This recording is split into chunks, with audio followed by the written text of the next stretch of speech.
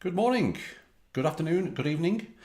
It's me, DJ Q Macro. Welcome to Hands-on SAP Dev with Q Macro. That's me. This is episode 14, so it's the 15th episode. It's great to see all you folks already on the stream. Got some wonderful usual suspects. Good morning, Ronnie. Good morning, Nabheet. Good morning, Volker. Good morning, Pierre. Good morning, Robert, and Maxi as well. Okay, Maxi, I thought you were in another code jam today. Great to have you join us. Yeah, it's Friday morning, 22nd of March, and I've got a day off today. So I'm going to do this live stream and then disappear. My son's over, and I've just sent him into the other room, but my darling wife, Michelle, is over there as well. And so she's going to be not joining us, but she's going to be in the same room with us. Hello, wave. Say hello. Hello. Morning, Christian. Okay, so let me just have a quick update with you. Yeah, this is episode 14. We're now back not back on track. It's not that we were. Morning, Some Programming Dude. Welcome. Should I know who Some Programming Dude is? Tell me who you are. If you want to. If you don't want to, that's also fine. But welcome, whoever you are. I seem to recognise the other names of the folks in the chat here. So yeah, where are we? We're back looking at the CAP project that we started out a few episodes ago. Mahesh, good morning. Nice to see you again. And that is our Northbreeze project. It's a really small, simple project because the whole idea is that you work at CAP, Node.js runtime, amazing. You can help us out all the time, fantastic. I didn't know that. That's brilliant, David. Welcome, David. Hey, Fritzau, good morning. Yeah, we've got a really simple project based on a subset of Northwind, and we took that detour. Which was quite a pleasant detour into grabbing the data from Northwind, grabbing the JSON, paging through it with these skip tokens and everything, parsing that JSON and converting it into CSV, because of course one of the features of CAP is the ability to load data into the persistence layer during a deploy if you have CSV files of the right names in the right place, convention over configuration. We also played around a little bit with another script, CSVF, for filtering CSV as well. So, we grabbed a whole load of entities from Northwind, and there was all sorts of properties in there. We didn't want all the properties, so I wrote this CSV filter script that we looked at, and that had a lot of, well, not a lot, but that had some functional programming aspects to it, which we explored and hopefully you enjoyed. So there we go. So we're back now looking at Northbreeze. But before we start, Nabheet reminded me very kindly on a chat over on Twitter the other day that actually we'd left a previous episode. I think it might have been episode 10. In fact, let me just get, in fact, I'll bring up my hands-on. I'll just bring it up over here for a second. Hands-on SAP Dev. Was it episode 10? Episode 10. Yes, I think it was it was episode 10, 7th of March. We left on a cliffhanger because we were serving successfully the product data. And we noticed that all of the values for all of the discontinued properties in all of the entities, all of the products, was true, which wasn't the case, isn't actually correct. So I thought we could have a look at solving that first. I've had a bit of a dig around. So thanks, Nabheet, for reminding me about that. It turns out to be quite an interesting issue, but anyway, we'll get there. So yeah, we'll look at that, and then we'll start looking a little bit at a couple of things that we can do at the service layer level, and just play around with those. So that should be good for this Friday morning, this day off. Lots of chat here. Oh, brilliant. So I would also love to see somebody, e.g., especially rather, Volker, talk about test-driven development at SAP Inside Track Oslo. SAP Inside Track Oslo, as you can see there from Ronnie's post, is on the 17th of August. Ronnie, if you want to post the URL to the sign up and the wiki page, please do that in the chat here so people know. There we go. And so does my wife also, so a question from Robert, does my wife also have a Monday morning thoughts mug? She has the same keyboard. I can hear her typing in the background. I've been typing. Well, no, you have before. So we just had a conversation about, I've just got a new keyboard, thinking it would be quieter, and it's got Gator and Brown keys, but Michelle reckons it's just as loud as the Cherry MX Blue. So, but this is it. In fact, let me show you. I'm really pleased with it. It's an An Pro 2. It came yesterday. There's the keyboard there. So this is different in that it doesn't have a function row, nor does it have any arrow keys or any other stuff. So it's really basic 60% keyboard, which is challenging in a good way. I'm still getting used to it, and the brown key switches are really nice. I would say that, and people have said this before, Gatoran is like a better Cherry. I don't know whether that's the wrong thing to say, but it's really, really nice. I've been practicing last night when it came. I turned my mouse off, switched it off, and so I had to do a few more sort of key configurations on Mac OS. Because I've got no arrow keys and I use Spectacle, and Spectacle is a big thing for me to move windows about with the arrow keys and modify keys. I've now changed. In fact, I'll show you. I've changed. Let me switch to the main screen. There we go. There's that there. Let me just look at Spectacle for a second. Where is it? There. Let's go to Preferences. Preferences over there.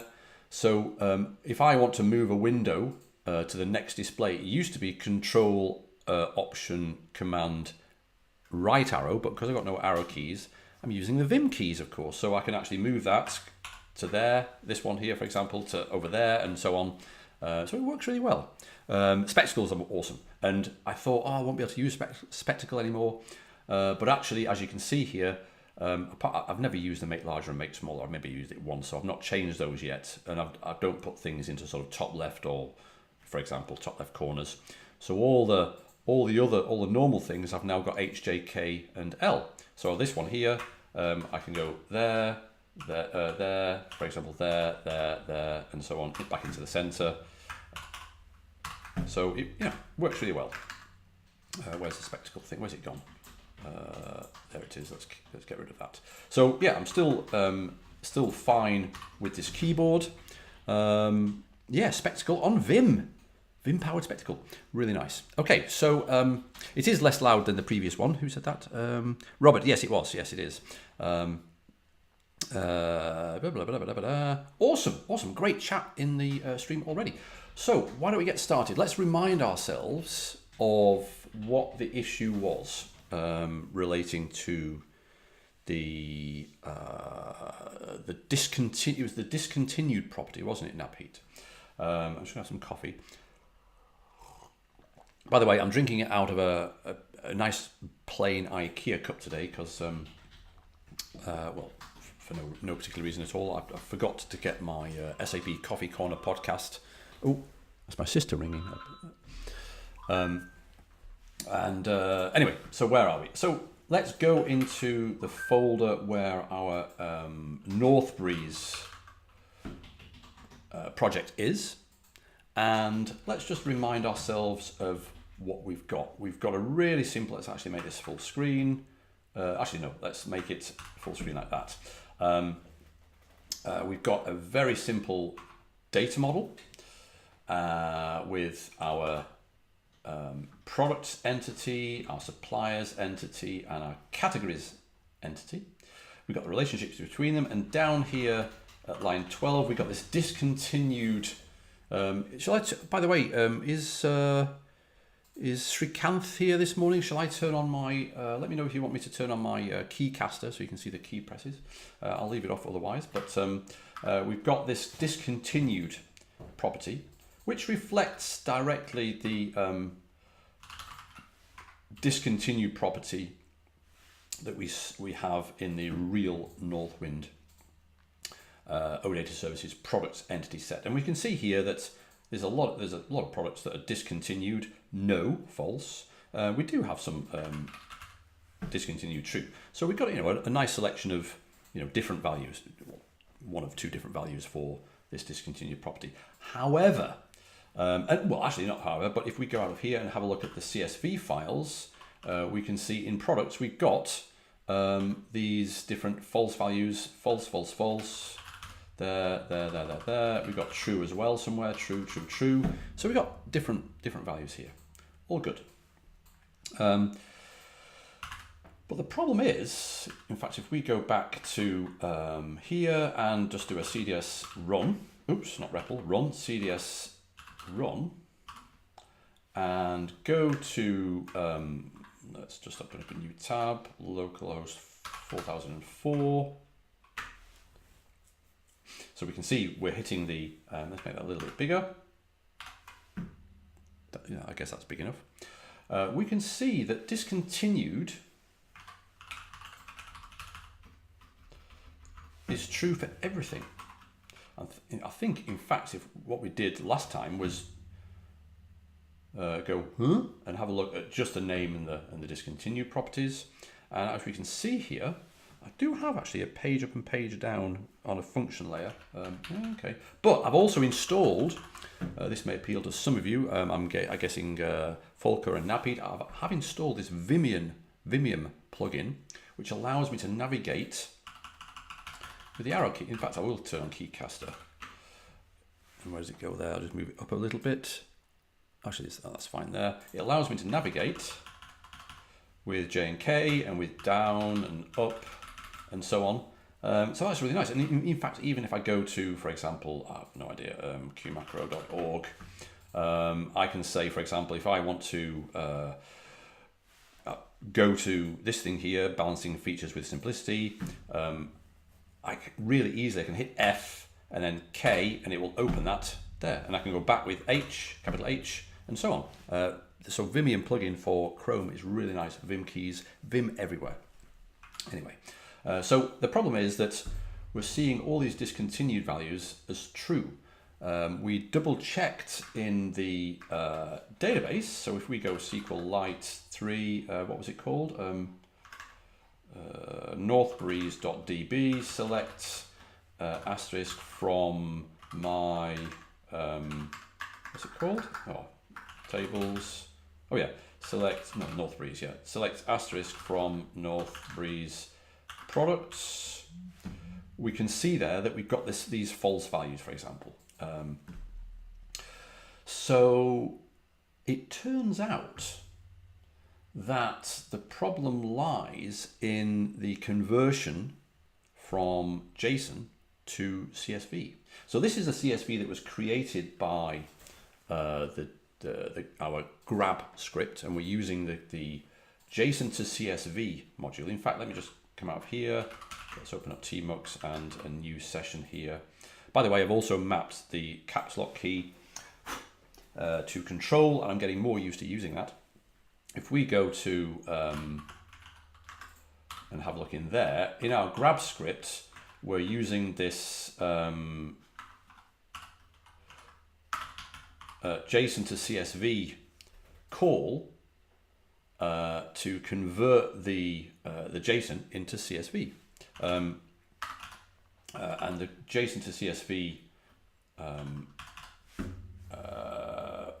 function here is the parse function from the JSON to CSV module. Now, what that does, in fact, it's probably worth just having a play around, and we can also see how convenient it is to use the CDS init command. So why don't we actually just create a simple project.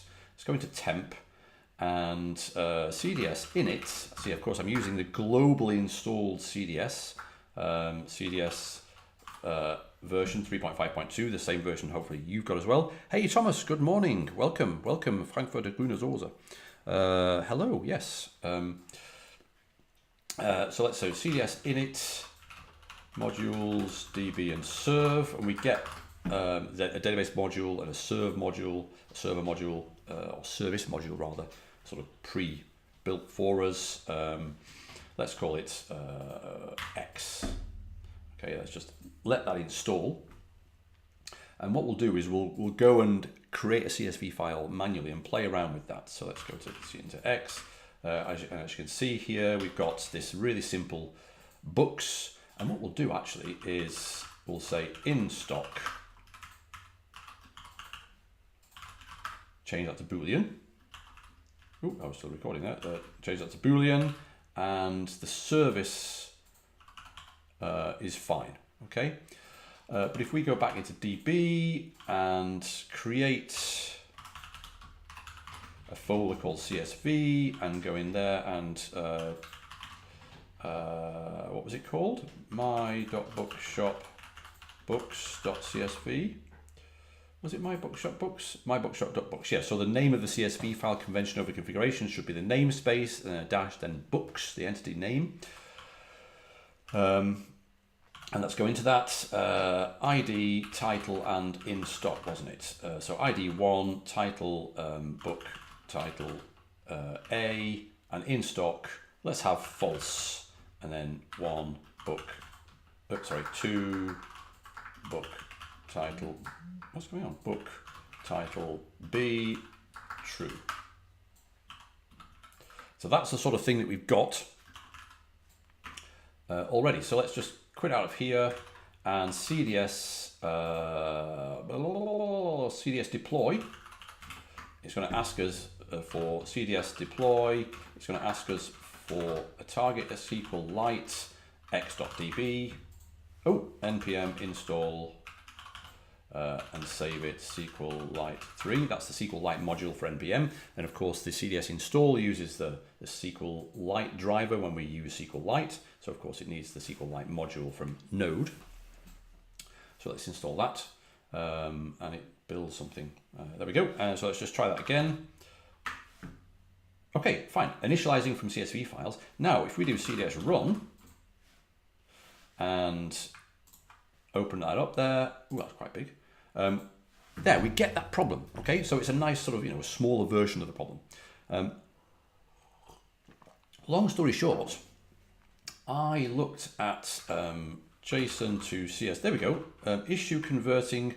By the way, I'd say this keyboard's got no arrow keys. It doesn't have arrow keys, but actually the AnPro 2, if you tap the arrow key layout, which is the right-hand shift and the function and so the key and control key, they work as arrow keys if you tap them.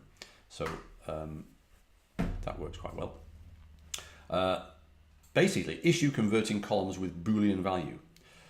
And let's not go through that, but the problem is that if we have a look here, in the CSV file, how does the program processing this data know that false isn't just another string? And that is what is happening here. So it's converting, as we load the false in, it's converting it to a Boolean true, because basically any non-empty string has a truthy value. So that was basically the problem. And in fact, it might be worth having a quick look at what the CSV, init from CSV thing does. Yeah, why not? To see the data coming in and to see what it does. And then we maybe play around with the REPL as well. So let's just quit out of there. Let's open code, because it'd be quite nice to do a bit of a debug session. And also I want something else to share with you too. So let's bring up, let's bring up the launch JSON, because what we want to do is we want to create a launch configuration, a debugging configuration not for CDS run, but for CDS deploy, so we can see what happens and then put a breakpoint in the right place when it's starting to mess around with the CDS. Remember, in one of the episodes, we looked at the CSV processing stuff. We can put a breakpoint in there. If you remember when we did the CSVF, the CSV filter, where was that?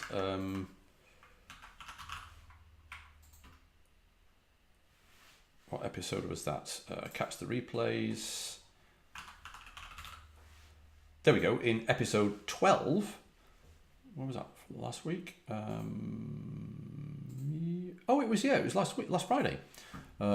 Seems ages ago.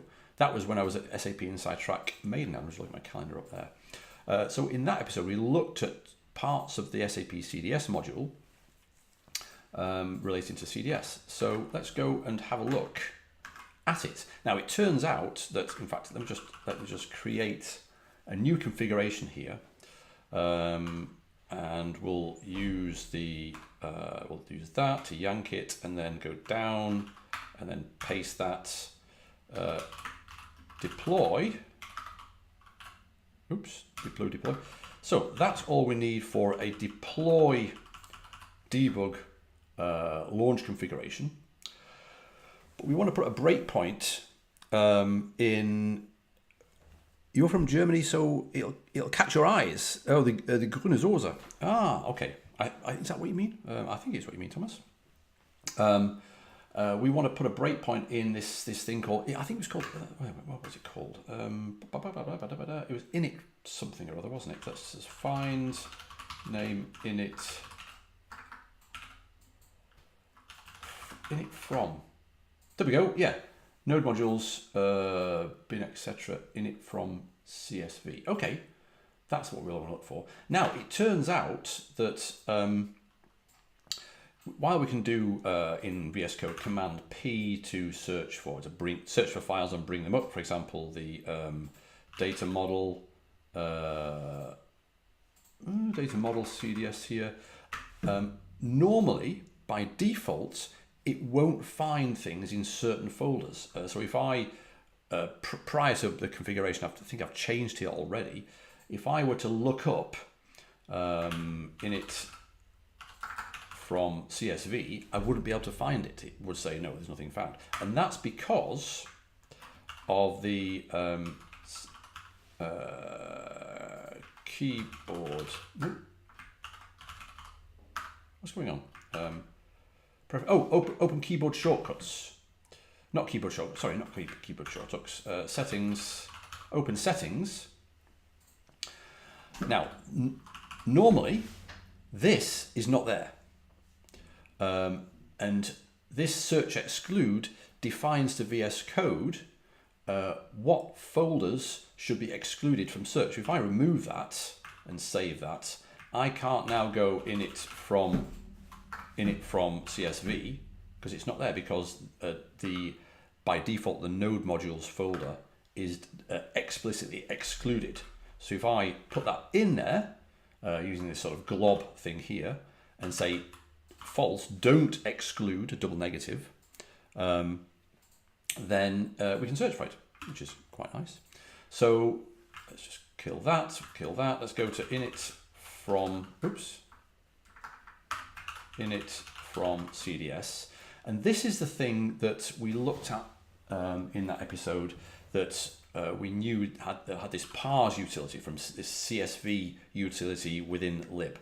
We'll go down, and this is where it operates through the CSV files here, then calls this underscore init, which is down here, and then does a commit. So let's pause on init, okay, and we can see hopefully what we get. So F9 puts a breakpoint there, and now theoretically, if we go into the debug mode, that's a debug console. Wait a minute, what's the debug? There we go. Into the debug perspective, we can run CDS deploy and run that, and see what debugger attached. And there we go. We got now to exactly where we want to be. So let's have a look at columns. In fact, let's have a look at columns in the debug console, which is, how do you go to the debug console? I thought, is it X? No, that's extensions. Yes. Yes. It's Command-Shift-Y. And I've decided to remember that that's Command-Shift-Y because you're usually debugging because you want to know why something is not working. That's how I remember it anyway. So cols, there's the CSV columns and rows. As we know, if you saw the live stream on last Friday, we'll know that we get an array of arrays. So rows of 1 is the last array, for example, the last array in there. So it's 2 book title. And notice that what's happened from the CSV parse, that it's parsed it into a string. Okay, so the problem could lie in the csv.parse, which is this line above here, or I don't know. It's probably not worth looking much into. Better or quicker for us right now is to just modify the data and redeploy in our Northbreeze. But I thought it was interesting to see that actually this is where it's happening. So anyway, let's quit out of there. Let's quit out of there. Let's go into, we don't need grab either. Let's just get out of this one here. And we're back now into Northbreeze. So if we now look at our CSV files, into our products, let's go and edit those. So we'll say, we'll use an ex command, %, which means the whole file, substitute comma false, comma to comma 0, comma, and then we'll bring up the, we'll bring up the, what am I doing? We'll bring up the command and say true and change that to 1. So we've now switched false to 0 and true to 1. If we do a CDS deploy now, in fact, let's go to here and look at that. That's still CDS run. We haven't redeployed yet. So if we have a look at that, we're still getting true, true, true, true, true. If we now do CDS deploy, it will go through the reinitialization and reload the CSV files that we've changed, and then CDS run. And there we go. We got false and hopefully true as well somewhere. Yeah. So that solved it. That took a little bit longer than I thought, but I thought it would be interesting to explain that. So, any questions so far? Are we still all okay? How are we doing? Let me just check the stream health, make sure it's all good.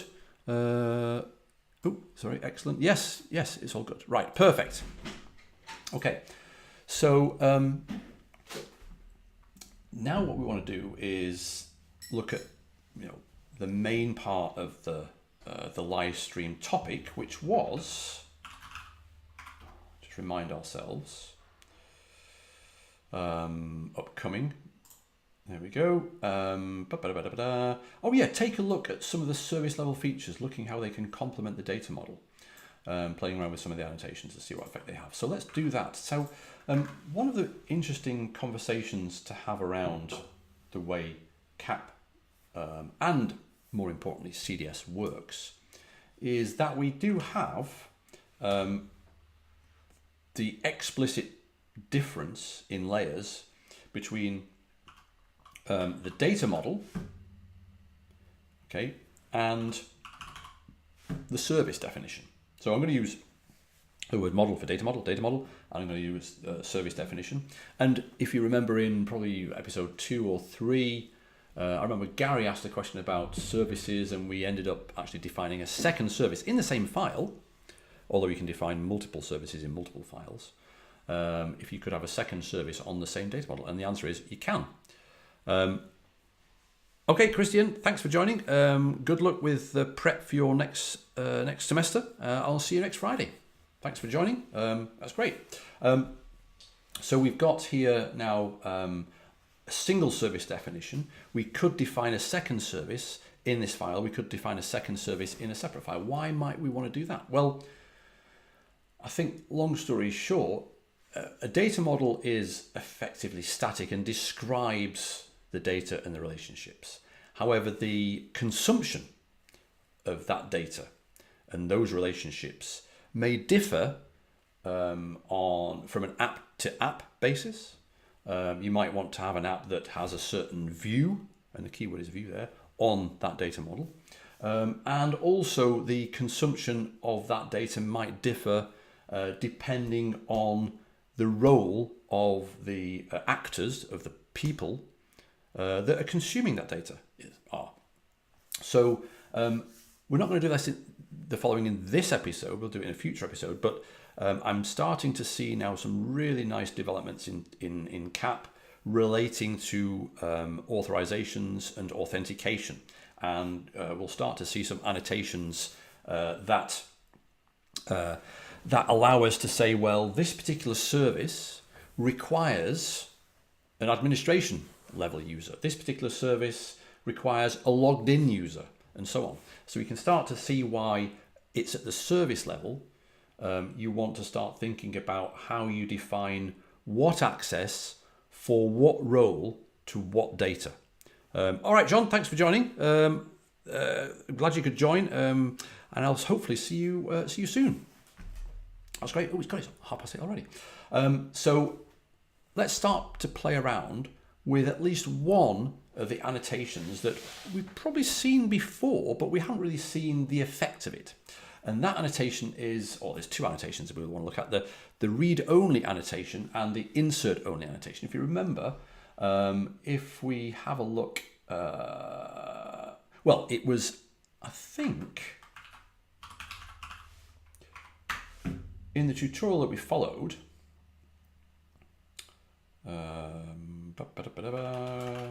yeah, there we go. In the definition of the service in this step here, we defined a catalog service, or the tutorial defines a catalog service and specifies that the books entity is annotated with this read-only thing, as is the authors. And the orders entity, we don't have an orders entity right now in our Northbreeze, but we could create one, for example.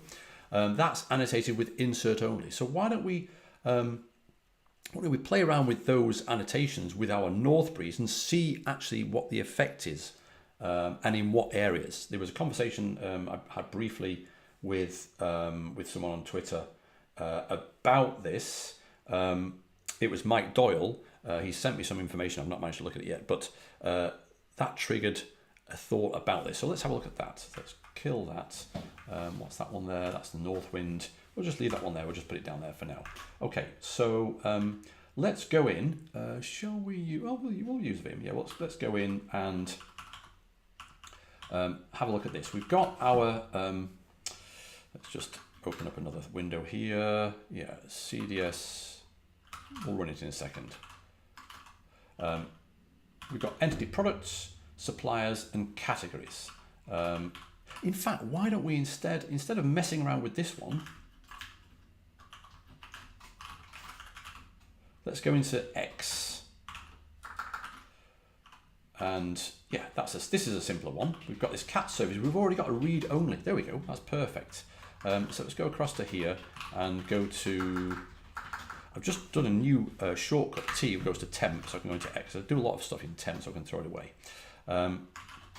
So here, we've got our catalog service, and it's read only. So why don't we try and insert something, or at least let's have a look at what that gives us first of all. So if you do a CDS run, and we go to the browser again. Where is it? Here.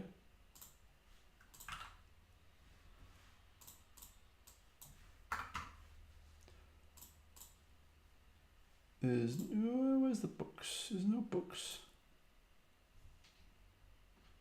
Catalog books. I thought there was some data in books. DB, CSV, My Bookshop Books, book title A, CDS, CDS deploy, CDS run.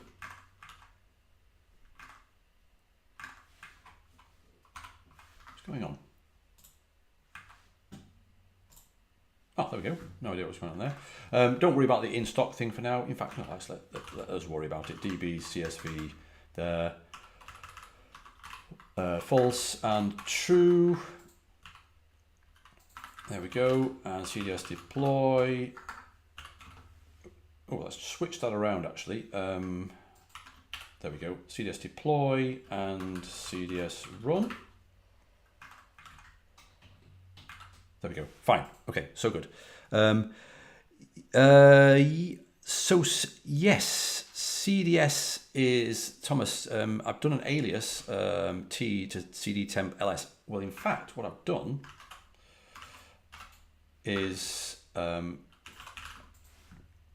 T, exactly, alias T equals CD temp and ls minus A. Now, the way that I set that up, by the way, is I've got a script directory, which is reflected in the scripts repo, scripts. So you can have a look at this sort of after the live stream as well. It's all in there.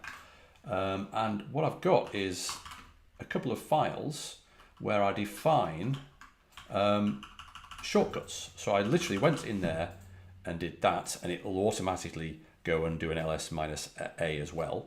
Because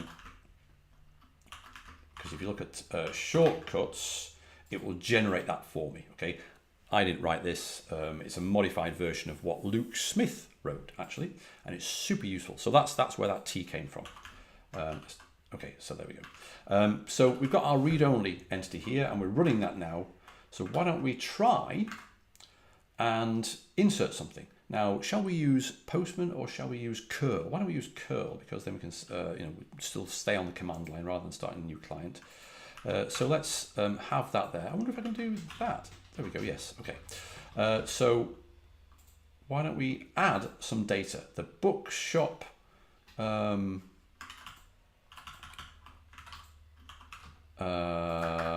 just here have P data model. Oh no, wait a minute. DB data model. That's right. Yes, we got that there. So we can say book.json. We need to have some JSON to pass in the OData create operation. So and that can be in JSON. So if we say, for example, ID. And let's have, well, let's just do my favorite book, title, Hitchhiker's Guide to the Galaxy, in stock. Now, we're not going to make the same mistake, so we'll just have in stock. Well, actually, sorry, no, we'll do that, in stock, true. Okay, in fact, why don't we put that and see if we can do that. Anyway, so there's our data. Now we can say curl, let's just do it, curl minus D, you can pass data, and if you pass an @ sign and then a file name, it will post the contents of that. We need a header, content type application JSON. So I'm basically constructing an OData create operation in the form of a post request. When you supply the -D option, it will automatically set the method to post, not to get. And then we want to say, well, where we want to post it to, and of course we want to post it and make a post request on the entity set URL. So that's localhost 4004 /catalog/books. I think that's right. Yeah. So we're making a post request against that URL /catalog/books, which is the entity set endpoint. We're specifying that our content that we're supplying from this book.json is of MIME type application JSON. So let's see what happens. Oh, error while deserializing payload. That's not. Oh, there we go. A boolean value must be specified for a value of EDM boolean type. Okay, well that puts pay to that then. Oops. VIDB CSV. Oh, what did VI book.json? Sorry, book.json in stock. That's a boolean type, so let's put true. Let's try that again. I've just realized here I'm in the wrong folder, but it doesn't really matter. In fact, let's go in the right folder. Let's kill that. Move book.json to temp x, see temp x. Okay, now we can do it. Okay, fine. Let's try that again. Lo and behold, not only do we see here in the metadata, oh, where is it? There we go. Not only do we see in the metadata document of the service through annotations that the books entity set has no delete, no insert, or no update. Okay, so those are just annotations that can be ignored, but are usually honored by any particular UI or front end or client that connects to this service, looks at the annotations and presents, the UI accordingly. Not only that, as in not only is it a piece of advice, but also we can see that actually trying to make an insert doesn't work. In the same way, why don't we do another curl request? Curl 4004 books, no, catalog books 1, because I think that we've only got 2 books, haven't we? Books. And of course we can ask for a particular book like that. Okay, that's just normal OData. So we're now asking for an entity rather than entity set. So that's an OData read operation. We can do that, right? Let's put that in quotes.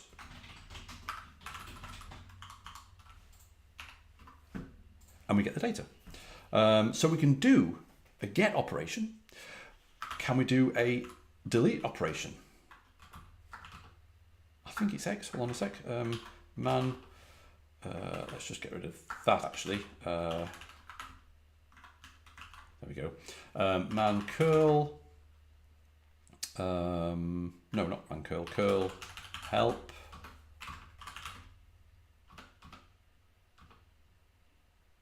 Yes. There we go. X request. Request. Specify the request command to use. Command. I don't like the word command. It's method. But anyway. Curl X delete. So this is sending a delete method request to that. And we also get a 405. So it really is, a hard restriction. So that's that. One thing I also wanted to play with right now on this part was something I discovered, I think it was the morning of the episode where we had Christian Georgi on, and I just discovered it, but I didn't really get a chance to play with it. I think Christian showed us, at least in code, what that was, and that was the excluding keyword. And that's also something really useful when you've got a service right now. If we have a look, why don't we do this? Actually, should we do this on the Northbreeze? Yeah, why not? Why not? Let's do it on the Northbreeze thing. There we go. Ooh, one too far. So if we have a look here, at the moment, we're doing a really simple pass-through of the Northbreeze product table. We're completely passing it through sort of unadulterated, unmodified, and exposing it as the product entity in the service. And the same for the suppliers and the same for the categories. Which is sort of fine, but it's quite a boring use of a service layer. So instead, what we'll do is we'll keep, in fact, let's do a, where is it, DB, there we go. We want to keep, of course, all the data in the persistence layer, but we want to deliberately exclude stuff from a particular service. So why don't we say, I have no idea what I'm doing. This is not planned, but let's just make this up by saying service restricted. Let's just make sure that I can do that again. I can't remember.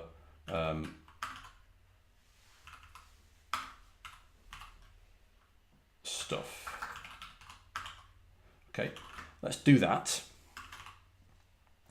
CDS deploy, because of course we've modified the service, and don't forget service definitions are represented in the persistence layer as views. So we got to do a deploy again. Oh, not exposing service. Ah, yes, okay.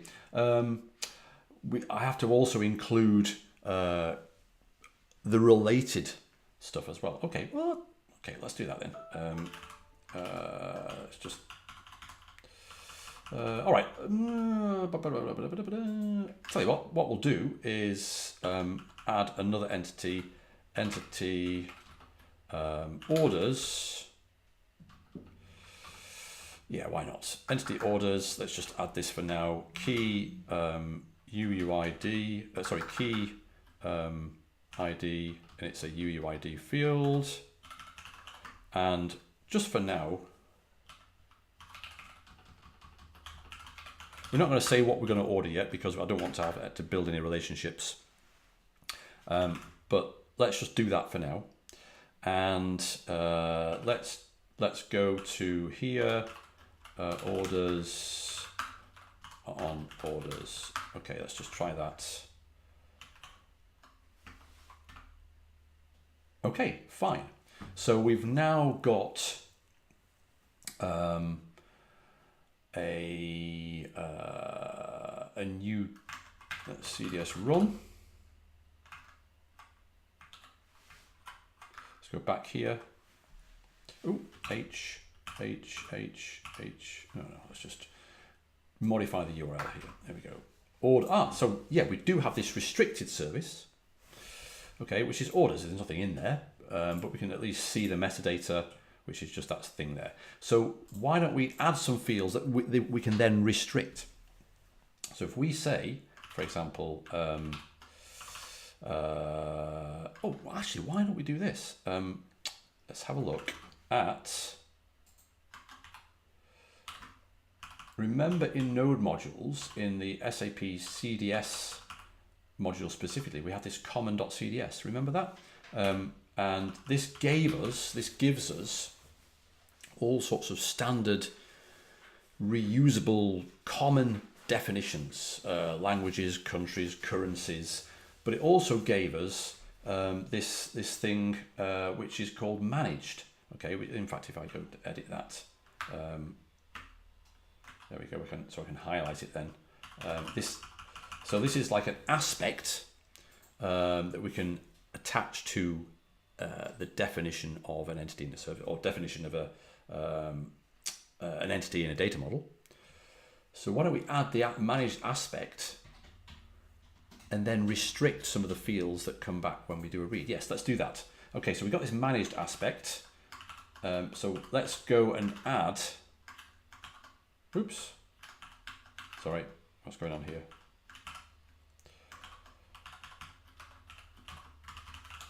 There we go. So if we do that, first of all, we can see that, there we go, CDS deploy. What have we not done? We've not included using managed from, remember this, SAP CDS common. There we go. Let's save that and try that again. There we go. Now, actually, why don't we have a look? CDS compile the data model to SQL. There we go. Where's the categories? Let's have a look and page up.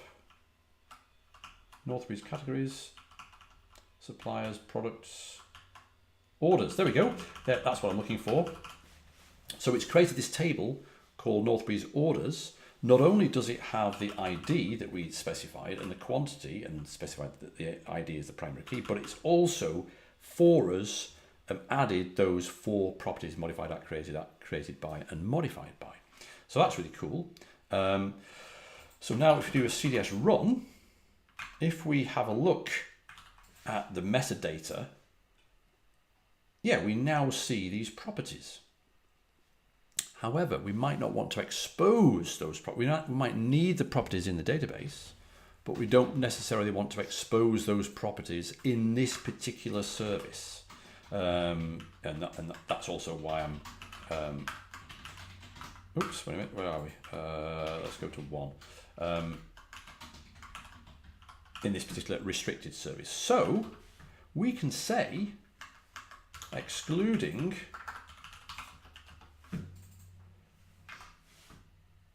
what should we exclude? Modified at and modified by. Why don't we do created at and created by? Why don't we do that? Created at, created by. Let's try that. CDS deploy. Now CDS run. Oh, Helmut, thank you for following and welcome if you're here as well. Welcome. And yeah, that's a great follow. I think I'm almost up to 200 followers. That's ridiculous. That's amazing. Thank you all so much for following. So we got this. It's running now. Let's go to here and there we go. We now have this entity type orders, and we've got the ID and we've got the quantity and we've got the modified at and the modified by, but we don't have in this service the created at and the created by. So let's just try we've only got a few minutes left. We've got to try one final thing, which is to insert an order and to see those managed properties sort of get updated automatically. Hey Helmut, welcome. It's your first time here. Hopefully not your last. You're super welcome. Great to see you here on the live stream. So yeah, let's try and insert. I am really making this up. Let's try and insert on the orders to see the data go in and see it in the database and see the created at and created by, hopefully. I mean, the created by and the modified by, they're going to be anonymous because we're not playing around with identity yet. But anyway, but the created at is going to be populated, hopefully. So let's do that. And in fact, why don't we go one better? Because we've got a little bit more time. Instead of having this key down here, we'll have this. I think it's common user ID, common UUID. I don't know what it's called, but that is also canonical user ID. Where is it? See, there we go. There. Aspect for entities with canonical universal IDs. So what that will do is something similar to the managed aspect, which is to add another property to the entity that's described by that aspect, and that property is a key property that's described by the UUID type. Okay, we know about the UUID type in that you can supply a universally unique ID, or you don't have to, and one will just be generated for you. One question from Robert Dino. You did some talks on SAP Inside Track last week. Are those filmed? No, unfortunately, weren't filmed. What did I talk on?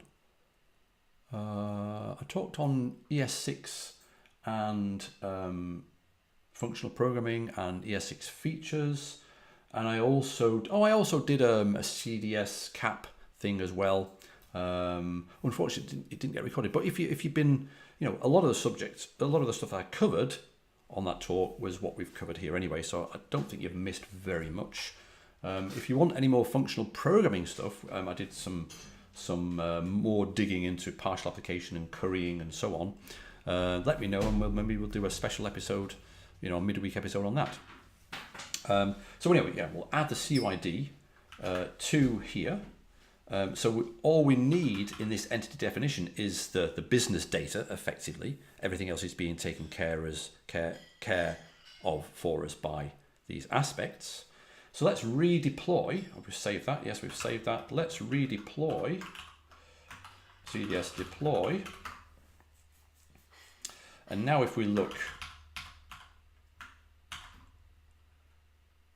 at there we go. We still get an ID of env. It just so happens that I manually defined it as the same as the CUID aspect would have defined it anyway. So we get that for free. So finally, CDS run. Let's try let's just have one of these things here. Curl. In fact, why don't we do this? Let's have some inline JSON, and we only need to specify the quantity, don't we? So quantity 42, obviously, and pipe that into. I think curl can read from standard in. We'll see anyway. Curl header content type application JSON localhost 4004 restricted orders. Is that what we want? Wow, that worked. First time, amazing. We can see that the response that we get back shows us the entity that was created. So in fact, and we can see here the orders, or did it work or didn't it work? Maybe it didn't work. Let's have a look. Orders. No, it didn't work. What happened? Let's do. Now it didn't do the post. So just let's do a quick curl help standard. Oops.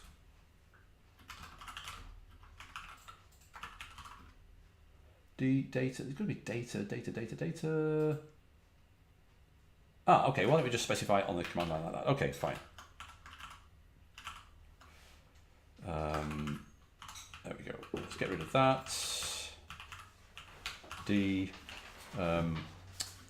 Quantity 42. There's the JSON. There. That should be. And also, actually, curl help rep verbose minus v. Okay. Minus v.